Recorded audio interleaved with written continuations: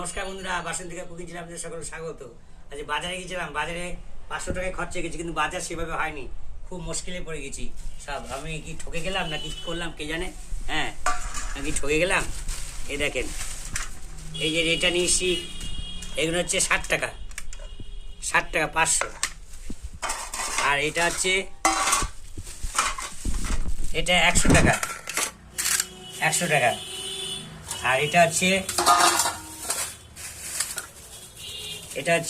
40 টাকা, ঠিক আছে। আর এই হচ্ছে,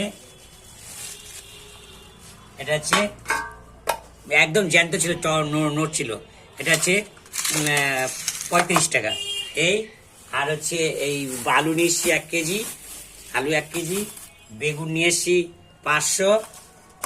আর হচ্ছে টমেটো, এই শাহি গরম মশলা, বিরিয়ানি মশলা, শাহি গরম মশলা, বিরিয়ানি মশলা